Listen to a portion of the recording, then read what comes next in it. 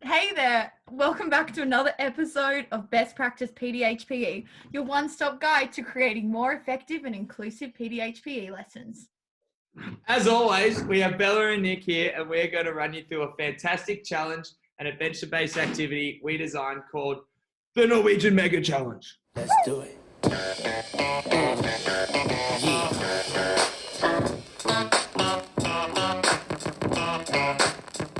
The Norwegian Mega Challenge is a navigating activity that follows the Norwegian event orienteering method, hence the name.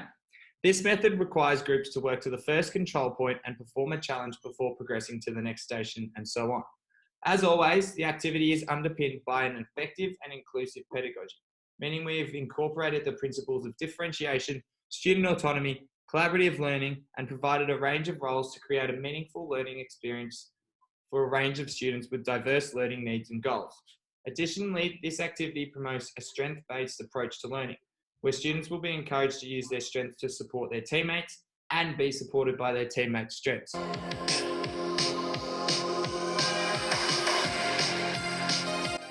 The activity has been structured to align with an outdoor and adventure education model. Our aim was to create an activity based on the mechanisms of learning inherent to this model by planting difficult tasks and risks for groups to manage, while additionally providing multiple opportunities for student interaction and to provide support. We've actively looked to create a hands-on student-directed learning process by integrating physical, social, and cognitive team challenges throughout a navigational course. We designed this activity to test students' navigational skills, develop interpersonal and intrapersonal outcomes, and engage students with all domains of learning. I know if I get, I'm just a loser, shouldn't be with ya. Guess I'm As Nick mentioned earlier, this activity follows the good old Norwegian orienteering method. That means groups work to the first station before they are able to progress to the second, and so on. While our activity is based on the Norwegian method, we have made modifications to align with the learning outcomes and an inclusive pedagogy. The aim of the activity is for teams to achieve as many points as possible within 15 minutes. We have decided to incorporate 10 stations, within each station including a social, physical, or cognitive challenge. Each station will have varying difficulties or progressions of the challenge, with the more difficult challenges worth more points. Groups will have to make crucial decisions around which progression to perform by formulating a strategy that will ensure success for the group. Providing students with a range of progressions in the challenges and empowering them with control over what progression they undertake includes elements of both differentiation and autonomy. To begin, each group will perform a challenge at the start line to stagger each group based on how quickly they can complete the first challenge. Once the group successfully completes a progression of the challenge, they work as a group to locate the next station and complete the next challenge, and so on. Each station will have a card that details the challenge information, each progression of the challenge, and the points involved. Each group must provide evidence of their challenge, e.g. photo or video, at the conclusion of the activity. Again, the aim of the activity is for groups to gain as many points on the map as possible, so encourage students to work collaboratively and promote their strengths will be needed to ensure the success of the group. This activity is really flexible and can be adapted to cater for various stages, interests, and differing abilities. For example, if conducting the activity within stage 4 students, you might give each group a map outlining where each station is located around the school, and then give them a tip, for example, a clue or a photo, to help them locate the station card with the challenge on it. For a stage 5 class, you can add complexity to the task by giving students instructions on how to locate each station and incorporate compass work. Wow, that sounds awesome, Bella. Now let's look at how you could organise some of the groups. I'm a savage.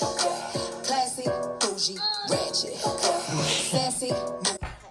Students are placed into groups that are selected at random, ensuring that groups have a mix of students with differing skills and friendship groups as a mechanism to bring students together and challenge their social skills. The challenge of coming together as a group to achieve a common goal will develop the skills of teamwork, communication, collaboration, and also leadership. picture perfect, you don't need no All right, now the part you've all probably been waiting for, the equipment. In terms of equipment, it really depends on what challenges you look to incorporate, but this activity can be done with minimal equipment. It is highly recommended that station cards are used to outline each station challenge, and is also required to print off maps, instructions, directions for the students to use throughout the activity. It might also be an idea to laminate these. Or just make 'em drop dead, you a killer. Essentially, what we've done with this activity is plan a problem, i.e. being how to score as many points as possible, which naturally manifests into a number of risks along the way. For example, socially engaging with peers that students might not necessarily normally engage with. This enables the activity to foster the skills we have outlined. Take the situation, for example. A group arrives at a situation in which the card says, one photo of all group members minus the photographer, only 5 feet and 5 hands touching the ground. Through effective communication amongst the group, one group member comes up with an idea to solve the problem. The rest of the group make a decision to run with the idea and cooperate.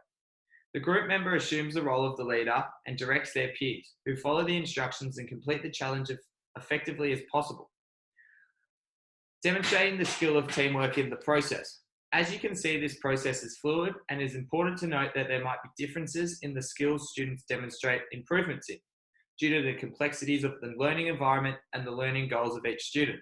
The reflection part of the activity should be used to reinforce these learnings in these situations.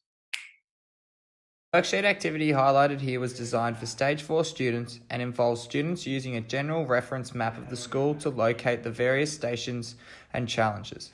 Students have complete control over which activities they wish to complete and in which order, promoting student autonomy and adding some social complexity and challenge through decision-making, problem-solving, and cooperating with others. Leather glove, no sequin. Buckles on the jacket, it's elite shit. So, Nick, how has our activity created meaningful engagement and challenging learning in a PE context? Well, I'm glad you asked, Bella. The whole activity is underpinned by student choice, where the level of challenge is totally dictated by the student and the peers in the group. Secondly, we have incorporated elements of differentiation, where different access points are presented to students and groups based on their collective strengths, evident by multiple progressions as part of the challenges in the activity. Thirdly, the diversity of learning intentions is accounted for by including a number of roles based on the multi-dimensional requirements of the learner. Meaningful PE looks to engage students across a broad spectrum of concepts that best complement their strengths so that they can make meaningful contributions to the activity and experience meaningful learning outcomes. Following a strength-based approach allows students to reconsider their own abilities and identities as a student and reinforce positive beliefs of self-efficacy and self-confidence. From the outside, the activity might seem superficial. However, utilizing the techniques we just outlined create a complex, effective, inclusive, and meaningful learning environment where all students can walk away with a positive PE experience.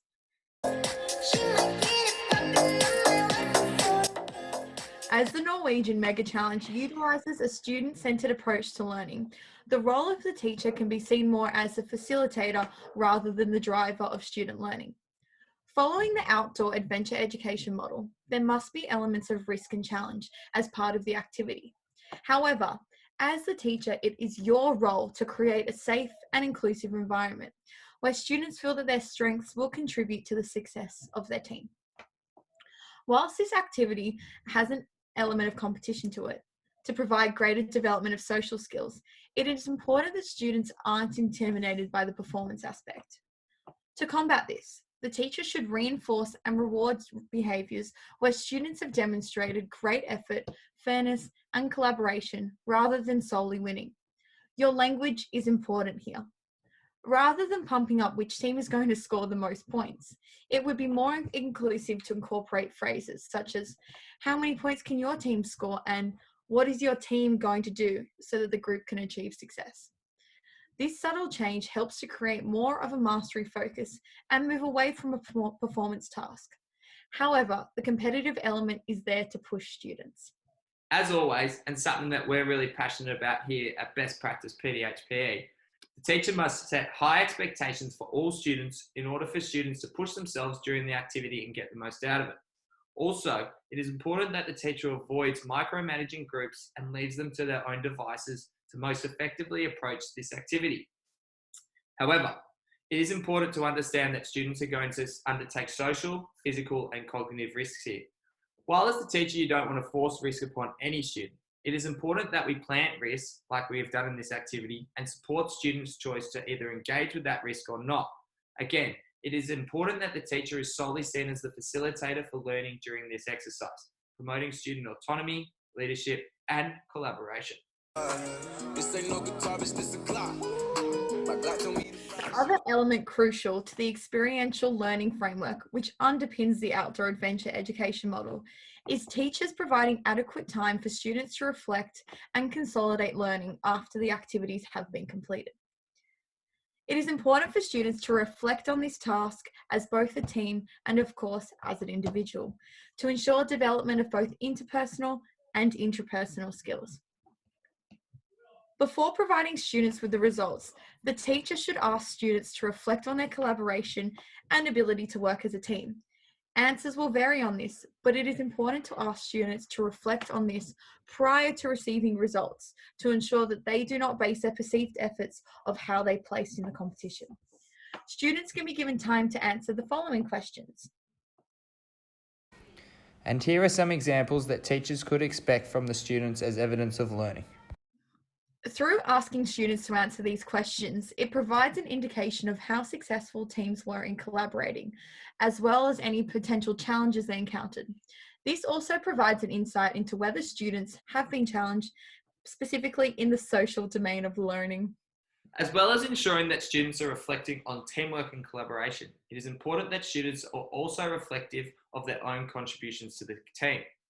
This will provide a more accurate representation of the potential challenges and successes within the social, cognitive, and physical domains of learning. Reflective questions for students include. And here are some examples that teachers could expect from the students as evidence of learning. All right, thanks everyone for listening. Good luck with implementing the Norwegian Mega Challenge in your classroom. See you soon. Bye! Thanks for watching another episode of Best Practice PDHPE. Make sure you like, subscribe, and share.